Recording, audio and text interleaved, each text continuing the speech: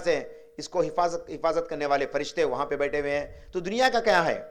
دنیا کے اندر قرآن کو حفاظت کون کریں گا؟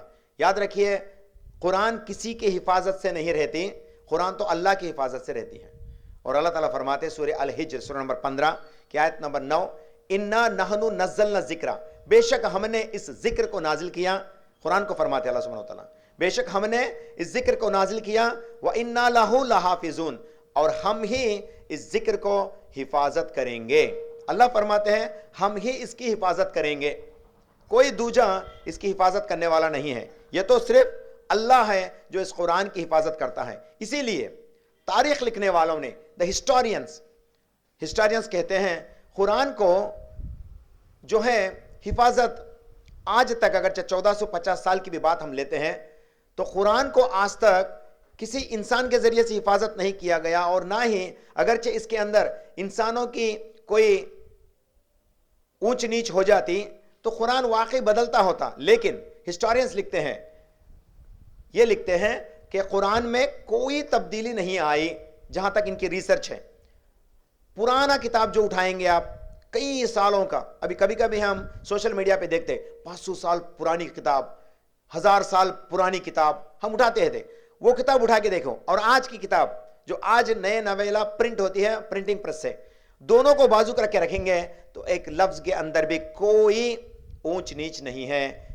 اسی لیے ہسٹورینز ریسرچ کرنے کے بعد لکھتے ہیں the only book on the face of the earth which did not undergo fabrication، کسی طرح کا ملاوٹ اس کے اندر نہیں آیا. یہ مسلمان نہیں کہتے بلکہ غیر مسلمان جو کاربن ڈیٹنگ کر کے، کاربن ڈیٹنگ ایک ایسا پروسیس ہوتا ہے جو پرانے چیزوں کو کتنے سال پرانے یہ بتاتا ہے، وہ کاربن ڈیٹنگ بولتے ہیں اس کو. اگرچہ آپ سائنس پڑھنے والے بچے ہیں تو آپ کو اس کا علم ہوگا.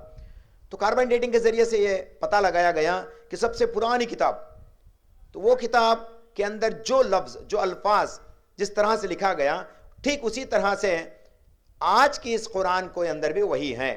تو اس حفاظت کس نے کیا؟ اگرچہ انسان حفاظت کرتے ہیں تو حال بائبل کا جیسا ہو جاتا. بائبل کے اندر دیکھیں گے آپ کئی ساری کتابیں الگ الگ طریقے کے رہتے ہیں، لیکن قرآن ایک ایسی واحد کتاب ہے جس کے اندر کوئی تفصیلی بات، کوئی چھیڑ خانی نہیں ہوئی. اور اب آپ جب بھگوت گیتا بھی دیکھیں گے تو جو مندو ماٹا رہتا بھگوت گیتا میں، جو کنٹیکسٹ رہتا اس کے اندر لکھ کے رہتا ورسز تو سلوکا تو کئی سارے تھے، لیکن ہم نے سب کو ہٹا کر جو پیور اور ثابت ہوئے وہی ورسز کو ہم نے اس کے اندر، وہی سلوکاس کو ہم نے اس کے اندر درج کیا. بول کے اسکان ٹرسٹ والے جو کتاب بھگوت گیتا چھاپتے ہیں اسی کے اندر مندو ماٹا میں لکھتے ہیں لوگ. شاید اب نئے پرنٹ ہوتے اس کتابوں میں سے وہ بات بھی ہٹا دیے ہوں گے، لیکن پرانی اگرچہ آپ کے پاس بھگوت گیتا ہے، میرے پاس ہے. جس طرح سے جب میں بھاشم میں تھا 2008 میں، تو وہاں پہ ایک لائبریری کے اندر کتاب تھا. بعض لوگ جا کے الگ الگ کتابیں پڑھتے تھے، لیکن میں وہ کتاب اٹھا کے پڑھتا تھا. وہاں سے میں اس کا علم تھوڑا سا حاصل کرا تھا میرے لیجر آورس میں. تو بہرحال وہاں پہ لکھا ہوا تھا کہ we have been collecting many more slokas but authentically not proved. یہ تو اتھینٹیکلی نہیں ہے، تو اس لیے اس میں سے کئی سارے ہٹا کے ہم نے کچھ وہاں پہ لکھے ہیں بول کے. لیکن قرآن کا جب بات آتا تو ایسی کوئی بات نہیں. قرآن اسی طرح سے محفوظ ہیں جس طرح سے وہ نازل کی گئی. کیوں؟ قرآن میں اللہ فرماتے ہیں اس کا ذمہ داری کون لیتا؟ کوئی دارالعلوم دیوبند کے مدرسے نہیں لیتے، نہ ہی کوئی سعودی عربیہ کا فتویٰ اسٹینڈنگ کمیٹی اس کی حفاظت کرتا. کون کرتا اس کی حفاظت؟ انا نحن نزلنا الذکر، بے شک ہم ہے جس نے اس کو نازل کیا، وَإِنَّا لَهُ لَحَافِظُونَ، اور ہم ہی اس کی حفاظت کریں گے. کون کہتے ہیں؟ اللہ سبحانہ و تعالیٰ کہتے ہیں.